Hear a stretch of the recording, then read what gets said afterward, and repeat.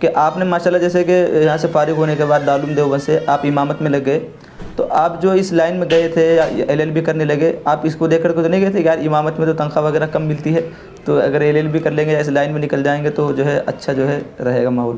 تو اس کے بارے میں آپ بتائیے کہ ہم طلبہ مدارس یا مدارس کے فارغین یا علماء کرام تو کس طریقے سے اس سے تعلق جوڑ سکتے ہیں اپنا، کس طریقے سے اس کو پڑھ سکتے ہیں، کس طریقے سے اس کا مطالعہ کر سکتے ہیں اور ان کو جان سکتے ہیں؟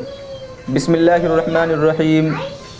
محترم اور معزز ناظرین کرام، آج ہمارے ساتھ ہمارے YouTube چینل پر آپ حضرات کے سامنے ایک خاص مہمان اور ایک اہم شخصیت تشریف لائی ہیں، اور یہ خاص مہمان ہونے کے ساتھ ساتھ، اہم شخصیت ہونے کے ساتھ ساتھ ایک انوکھے انسان بھی ہیں۔ یہ انوکھے انسان کیسے ہیں، ان کی انوکھے پن کا آپ کو اندازہ ان کے تعارف سے ہوگا، اور ان کی جو زندگی ہے اور جو ان کی علمی قابلیت ہے اور جو انہوں نے تعلیم حاصل کی ہے، اس سے آپ کو ان کی انوکھے ہونے کا اندازہ ہو جائے گا۔ تو یہ جو شخصیت ہے، جو مہمان ہے، سب سے پہلے میں ان کا تعارف کرا دوں کہ ان کا نام ہے محمد ہاشم، اور حضرت جو ہے مہاراشٹر سے تعلق رکھتے ہیں، پونے کے رہنے والے ہیں، اور جو ہے انہوں نے مدرسے میں بھی تعلیم حاصل کی ہے اور ایک لمبا وقت جو ہے مدرسے میں دیا ہے، حفظ کیا، اس کے بعد عالم کا کورس کیا، اور اس کے بعد افتاء بھی کیا، اور اس کے بعد جو ہے اب عصری تعلیم حاصل کر رہے ہیں کالج کے اندر۔ پہلے تو میں حضرت کا استقبال کروں گا۔ السلام علیکم ورحمۃ اللہ وبرکاتہ۔ خیریت سے حضرت؟ وعلیکم السلام ورحمۃ اللہ وبرکاتہ۔ الحمدللہ، اچھا، اللہ کا کرم ہے۔ اچھا حضرت، جیسے میں نے آپ کے بارے میں بتایا کہ آپ نے پہلے تعلیم مدرسے میں حاصل کی، اور ایک بات اہم بات یہ کہ دارالعلوم دیوبند سے یہ فارغ ہیں آپ، ہے نا؟ تو آپ اپنے بارے میں پہلے بتائیں کہ آپ نے مدرسے میں کون کون سی تعلیم حاصل کی ہے، کتنا وقت لگایا ہے، اور اب آپ کون سی تعلیم حاصل کر رہے ہیں، اس بارے میں بتائیں پہلے۔ اوکے، جزاک اللہ خیر مجھے بلانے کے لیے۔ میں سب سے پہلے کہ اپنا تعارف شروع کروں، میں بہت پہلے سے آپ کا YouTube چینل فالو کر رہا ہوں، اور آپ ماشاءاللہ ایک اچھا پیغام دینے کی کوشش کر رہے ہیں۔ شکریہ، بہت مبارکباد ہیں آپ بھی، آپ کا چینل بھی۔ جو لوگ آپ کو دیکھتے ہیں ان کا بھی یہ بڑک پن ہے کہ ان کی حوصلہ افزائی سے الحمدللہ آپ کا بھی کافی اچھا ایک سیٹ اپ ہے۔ تو آپ آگے بڑھتے رہیے، اللہ آپ کو خوب کامیابی اور ترقی نصیب فرمائے، آپ بہت اچھا کام کر رہے ہیں۔ دیکھیے جناب، جیسا کہ ابھی آپ نے میرا تعارف کیا، بچپن سے جو میری تعلیم ہوئی ہے وہ مدرسے میں ہوئی ہے۔ میرے خاندان وہ سب ایک مذہبی گھرانہ رہا ہے، سب علماء کا خاندان ہمارا رہا ہے، اور مذہبی گھرانے سے تعلق رکھتا تھا، تو اسی نسبت کے حساب سے مجھے بچپن سے ہی میں مدرسے میں چلے گیا۔ بہت ہی کم عمر کے اندر، جب آپ کہہ سکتے ہو کہ شعور نہیں تھا، میں مدرسے میں جا چکا تھا، اور اس کے ساتھ ساتھ جو ہے میں نے اپنا حفظ بھی کیا، پھر عالمیت بھی مکمل کی، اور پونا شہر سے میں نے بڑے ادارے سے مدرسہ بیت العلوم سے بنیادی تعلیم حاصل کی، اور اس کے بعد اپنا دورہ حدیث دارالعلوم دیوبند سے 2014 میں فارغ ہوا۔ تو یہ میرا مذہبی جو آپ کہہ سکتے ہو دینی علوم میں میری یہ تھی، لیکن اس کے ساتھ ساتھ چونکہ پڑھنے کا جذبہ تھا، تو میں نے غالباً 2010 سے ہی، جب کہ میں ایک بنیادی تعلیم مدرسے میں حاصل کر رہا تھا، ساتھ ساتھ اسکول کی پڑھائی بھی کرنا شروع کر دیا۔ اچھا، مطلب کہ آپ مدرسے میں پڑھے تو اسی کے ساتھ آپ کی جو ہے اسکول کی تعلیم بھی چل رہی تھی؟ جی ہاں، یہ ہمارے لیے ایک اچھا پازیٹیو بات یہ تھی کہ ہمارے پونا کے مدرسے کے اندر اس دینی تعلیم کے ساتھ ساتھ عصری تعلیم کا بھی انتظام تھا۔ تو جب میں وہاں سے فارغ ہوا تو میں 10ویں کر چکا تھا۔ تو جب 10ویں ہم نے کر چکا، پھر دارالعلوم دیوبند چلا گیا۔ دیوبند سے آنے کے بعد پھر 1 سال میں نے افتاء کیا۔ افتاء کرنے کے بعد پھر میں نے سوچا کہ اب مجھے مکمل طور پر کالج کی لائن میں آ جانا چاہیے۔ تو پھر میں نے جو ہے 12ویں مہاراشٹر بورڈ سے 12ویں دیا، اور اس کے بعد آگے کی پڑھائی گریجویشن کیا، اور ابھی میرا LLB چل رہا ہے۔ اچھا حضرت، جیسے آپ نے بتایا کہ آپ کا جو ہے جو دینی تعلیم تھی اس کے ساتھ ساتھ آپ کی عصری تعلیم بھی چل رہی تھی، ماشاءاللہ بہت اچھی بات ہے۔ تو ایسے ہوتا ہے، بہت سے کے ساتھ ہوتا ہے کہ وہ مدرسے کی تعلیم بھی حاصل کرتے ہیں، اور پہلے یا ساتھ ساتھ انہوں نے عصری تعلیم بھی حاصل کی ہوتی ہے یا کر رہے ہوتے ہیں، لیکن بعد میں جب وہ مدرسے کی لائن میں لگ جاتے ہیں تو وہ عصری تعلیم سے اپنا تعلق ختم کر دیتے ہیں۔ یعنی جو ہے دنیاوی تعلیم سے تعلق توڑ کر کے آپ دینی تعلیم میں لگ جاتے ہیں. لیکن آپ جو ہے اس لائن میں یعنی افتاء کرنے کے بعد آپ پھر جو ہے اسی لائن میں آگے نکل گئے, یعنی آپ جو ہے LLB کر رہے ہیں ماشاء اللہ. تو ایسے کیا اسباب بنے, کیا وجوہات بنی کہ آپ جو ہے اس لائن میں اور جو ہے آگے بڑھ گئے؟ ورنہ جو ہے جو کالج سے نکل کر کے آتے ہیں مدرسے کی لائن میں, پھر وہ اسی لائن میں لگ جاتے ہیں عام طور پہ. ایسے ہوتا ہے ہماری زندگی ایسی, ہم نے بھی پہلے اسکول میں تعلیم حاصل کی اور اس کے بعد جو ہے مدرسے میں لگے اور مدرسے میں پھر ساری تعلیم حاصل کی. اس کے بعد مدرسے یا کالج کی طرف جانے کا جو ہے کوئی واسطہ نہیں پڑا. آپ جو ہے پہلے کالج میں اسکول میں پڑھے اور اس کے بعد مدرسے میں پڑھے اور مدرسے سے نکلنے کے بعد مفتی بننے کے بعد اب جو ہے آپ LLB کر رہے ہیں. تو کیا اسباب بنے, کیا وجوہات بنے کہ آپ جو ہے دوبارہ جو ہے کالج کی طرف چلے گئے؟ یا میں کوئی ایسی بات تو نہیں تھی کہ آپ مدرسے سے یا اسی طریقے سے جو مسجدوں کا نظام ہے, مدارس کا نظام ہے, اس سے آپ کوئی بدظن ہو کہ بھئی اگر اسی لائن میں لگے رہیں گے تو لوگ جو ہے تنخواہ کا بھی خطرہ ہوتا ہے, قلت تنخواہ ہوتی ہے, تنخواہ کی بہت کم تنخواہ ملتی ہے, اسی طریقے سے زیادہ جو ہے آدمی بڑھ نہیں پاتا ہے. تو آپ کس وجہ سے جو ہے اس لائن میں آئے آگے, تو آپ بتائیں ذرا. دیکھیے آپ نے ایک سوال کے اندر 2 سوال پوچھ لیے, تو میں چاہتا ہوں کہ دونوں کو الگ الگ بیان کروں. پہلا سوال آپ کا یہ تھا کہ میں نے دینی تعلیم کے ساتھ جب عصری تعلیم کی تو میں نے کس طریقے سے دونوں کو مینیج کیا, کہ اب میں اپنا جو ہے عصری تعلیم کو بھی میں نے اچھی طریقے سے مکمل کیا اور مذہبی تعلیم تو میری پہلے ہو چکی تھی. دیکھیے میں آپ کو بتانا چاہتا ہوں کہ جب میرا افتاح ہو چکا تھا اور میں مفتی بن چکا تھا الحمدللہ, تو میں اسی وقت سے امامت میں لگ چکا تھا. اور آپ کہہ سکتے ہو کہ مفتی کا کورس مکمل ہونے کے بعد سے ہی میں امامت پہ لگ چکا تھا. لیکن میرے اندر جو آپ کہہ سکتے ہو کہ ایک تعلیم حاصل کرنے کا جو جذبہ تھا, تو چونکہ مجھے لگتا تھا کہ میری حد یہاں پہ ختم نہیں ہو جاتی کہ میں افتاح کر کے رک جاؤں. مجھے لگتا تھا کہ جو انسان کی صلاحیتیں اللہ کی طرف سے دی ہوئی ہیں اس کو آگے بڑھانا چاہیے. تو مجھے یوں لگا کہ کیوں نہ میں افتاح کی تعلیم حاصل کرنے کے بعد جب میرے پاس ایک اسلامی قانون کی سمجھ ہے تو کیوں نہ میں اسی دوسری فیلڈ کے اندر آگے بڑھ کر اور دوسرے علوم کو حاصل کرنے کی کوشش کروں. تو میں نے اسی مقصد سے اپنا کالج کی لائن شروع کی. اب سوال یہ ہے کہ میں نے اس کو مینیج کیسے کیا. یہ بہت انٹرسٹنگ ٹاپک بھی ہے اور آپ چونکہ اس فیلڈ میں کام کر رہے ہیں تو بڑی اچھی بات ہوگی کہ اگر میں بتاؤں تو شاید میرے بتانے سے جو بہت سارے لوگوں کا فائدہ ہو جائے. دیکھیے جب ہم اس فیلڈ میں آتے ہیں اور مدرسے کی جب زندگی چھوڑ کر ہم دوسری زندگی میں آتے ہیں تو آپ کہہ لیجئے کہ دن اور رات اتنا بڑا فرق ہو جاتا ہے. مدرسے کی زندگی بہت الگ ہے اور باہر خاص کر کے کالج وغیرہ کی زندگی بہت الگ ہے. مدرسے کے اندر ہمیں ہر چیز کو قربان کرنا سکھایا گیا ہے اور کالج کے اندر ہر چیز کو حاصل کرنا سکھایا جاتا ہے کہ آپ کو ہر چیز حاصل کرنا ہے. اب یہ آپ کے اوپر ڈیپینڈ کرتا ہے کہ آپ کس طریقے سے دونوں کو مینیج کرتے ہو. تو جب آپ کالج میں جاتے ہیں تو عام طور پر تاثر یہ بنا دیا گیا ہے کہ کالج کے اندر جانا مطلب اپنے ایمان کو خراب کر دینا, بگاڑ دینا اور جو ہے غلط کاموں میں پڑ جانا. مجھے ایسا لگتا ہے کہ 2020 کی صدی میں 2000 کی جو صدی چل رہی ہے اس میں ہم کو اس سوچ سے باہر نکلنا ہوگا, کیونکہ میں تو پہلے سے اس تفریق کو نہیں مانتا کہ یہ دین کا علم ہے, یہ دنیا کا علم ہے. میرے نزدیک یا تو علم نافع ہوگا یا علم غیر نافع ہوگا. اگر وہ علم نافع ہے تو وہ مجھے فائدہ دے گا اور اس کو میں سمجھتا ہوں کہ وہ میرے لیے کامیابی دے گا دنیا میں بھی اور آخرت میں بھی. تو جہاں تک بات ہوئی تو پھر میں نے 12ویں کی تعلیم حاصل کی اور جب میرا 12ویں اعلیٰ نمبرات سے کامیاب ہو گیا تو مجھے خود کے اندر ایک پڑھنے کا جذبہ ہوا کہ جب میں بغیر کالج اٹینڈ کیے خود سے پڑھائی کر کے 12ویں پاس کر سکتا ہوں تو شاید میرے اندر کچھ ایسی صلاحیت ہے کہ میں آگے بڑھ سکتا ہوں. تو پھر میں نے گریجویشن میں BA میں ایڈمیشن لیا پونے کے اندر. دیکھیے عام طور پر انڈیا کے اندر پونے سٹی کو آکسفورڈ آف ایسٹ کہا جاتا ہے. مطلب جس طریقے سے یورپ کنٹریز کے اندر آکسفورڈ ہے اور کیمبرج یونیورسٹی ہے تو انڈیا کے لیے پونے کو آکسفورڈ آف ایسٹ کہا جاتا ہے کہ یہاں پہ سب سے زیادہ جو ہے ایجوکیشن دہلی کے بعد پائی جاتی ہے. تو یہاں پہ میں نے Savitri by Phule Pune university سے گریجویشن کیا اور گریجویشن میں نے خاص طور پر پولیٹیکل سائنس میں کیا. پولیٹیکل سائنس ایک آپ کہہ سکتے ہیں کہ ایک سیاسی فلسفی کی بنیاد پر میں نے گریجویشن کیا. اس پڑھائی کے دوران مجھے 2 خاص چیلنج تھے.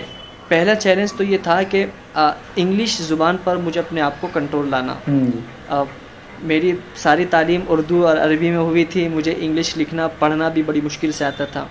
اب کالج کی زندگی شروع دن سے ہی آپ کہہ سکتے ہو ٹوٹل وہ انگلش میں ہوتی ہے. تو یہ بہت بڑا چیلنج تھا میرے سامنے، اس کو حاصل کرنا اور اس کو کور کرنا، اور مجھے خوشی ہے کہ الحمدللہ میں نے اس کو صحیح سے کور کیا. دوسرا جو سب سے بڑا چیلنج تھا میرے سامنے کہ اپنے آپ کو فری کرنا یعنی کالج کے اور دوسرے لوگوں سے ملنا جلنے میں اپنے آپ کو ان کے ہم آہنگ کرنا. آپ کہہ سکتے ہو کہ ایک ہمارا جو طبقہ ہے وہ بہت محدود ہوتا ہے کہ اپنے ہی لوگوں سے ملنا، اپنے ہی لوگوں سے باتیں کرنا، اور دوسرے خیالات کے لوگوں کو بالکل جو ہے دور کر دینا. یہ ہمارے اندر عادت پائی جاتی ہے کہ ہم بات نہیں کرتے. تو میرا سب سے بڑا ٹاسک یہ تھا کہ مجھے کالج کے اندر ہر ایک سے ملنا ہے، ان کی سوچ کو دیکھنا ہے، ان کے ساتھ اپنا ریلیشنز کو بڑھانا ہے وغیرہ وغیرہ. تو 3 سال کے اندر مجھے تھوڑا ٹائم لگا، لیکن میں نے خود کو کور کیا. اور الحمدللہ میری امامت بھی چلتی رہی، اور میں نے مکتب بھی میرا کام چلتا رہا. اس کے ساتھ ساتھ ہر ہفتے والی میری تفسیر بھی چلتی رہی. آپ کہہ سکتے ہو کہ میرا دن 24 گھنٹے 2 کاموں کے لیے مصروف، یعنی دینی اور دنیاوی دونوں تعلیم میں آپ جو ہے ساتھ لے کر کے چلے آپ. جی آپ یہ کہہ سکتے ہو کہ میرے 24 گھنٹوں میں سے صبح 8 بجے سے شام 6 بجے تک میں صرف کالج کا کام کرتا تھا. کالج کی پڑھائی، کالج کا کام، سب کچھ. اور شام میں 6 بجے سے لے کر رات میں 10 بجے تک امامت ہے، مکتب ہے، تفسیر قرآن ہے، مسائل ہے، سب کام الحمدللہ میرا چلتا تھا. ہر ہفتے سنیچر کے دن تفسیر بھی میری چلتی تھی. عشاء کی نماز کے بعد روزانہ ایک مسئلہ مسجد میں وہ بھی چلتا تھا. جمعہ کا خطبہ بھی چلتا تھا، امامت بھی چلتی تھی، اور مکتب میں تقریباً 100 سے زیادہ بچے میرے انڈر جو ہے میں ان کو پڑھاتا تھا. تو الحمدللہ آپ نے بتایا جیسے کہ بہت ساری چیزیں بتائی ہیں.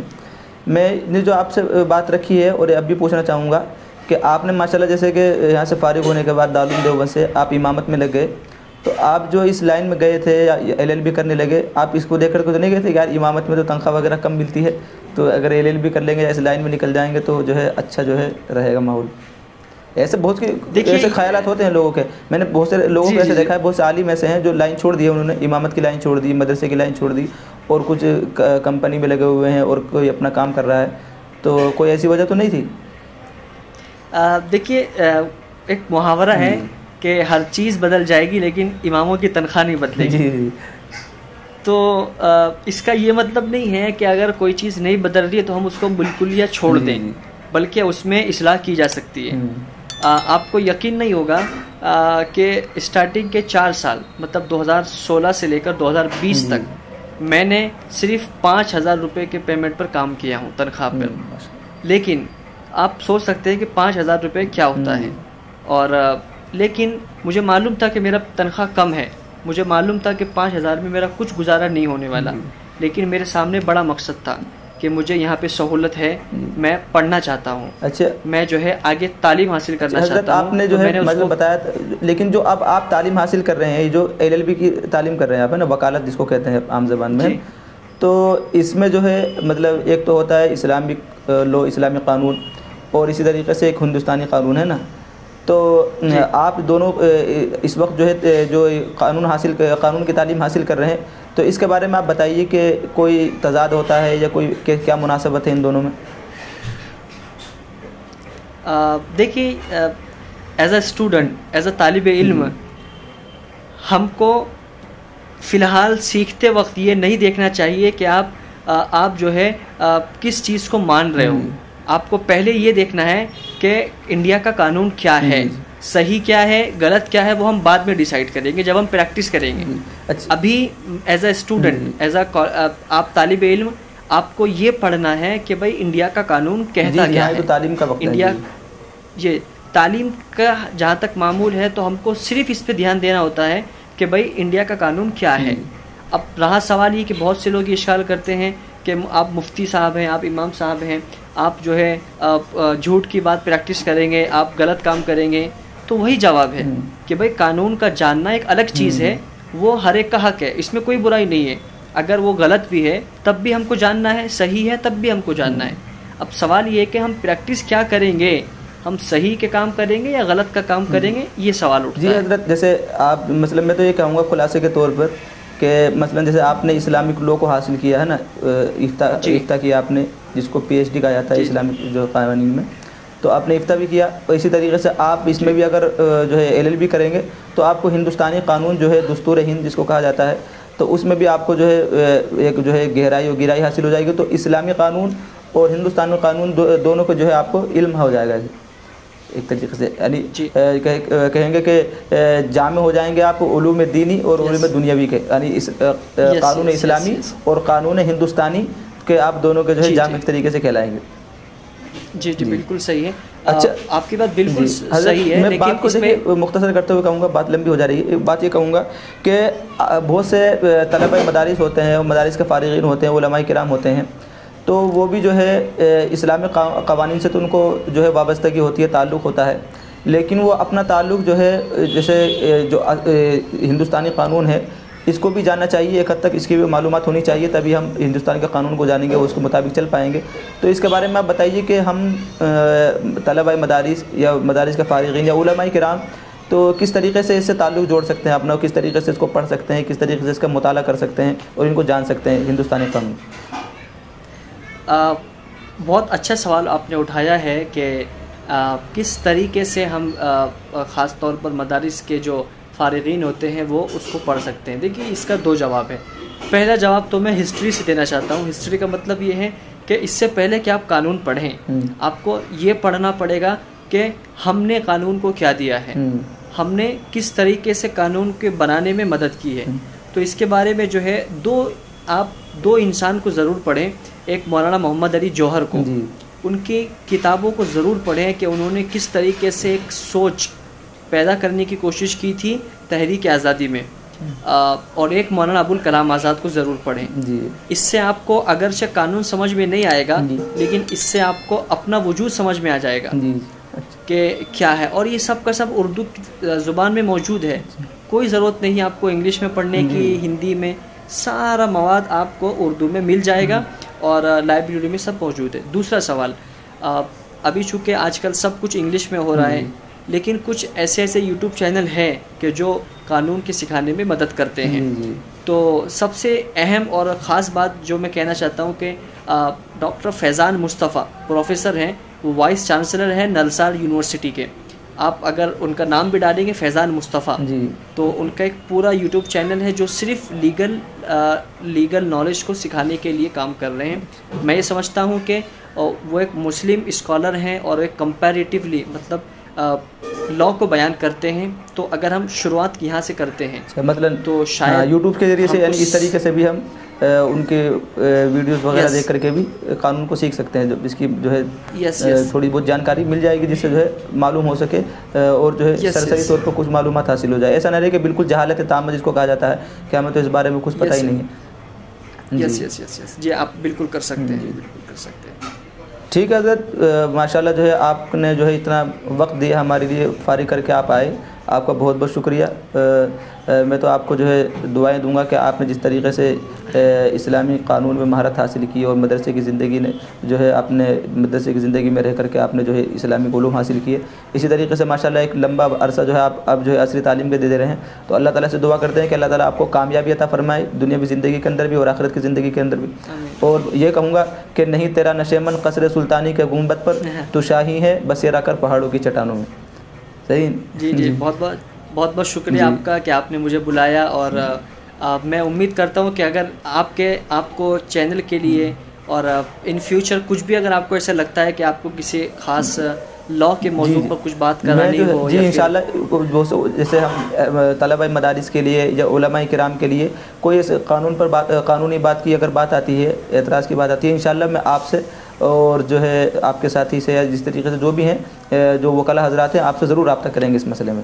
ٹھیک ہے, میں بہت شکریہ, جزاک اللہ خیر. السلام علیکم.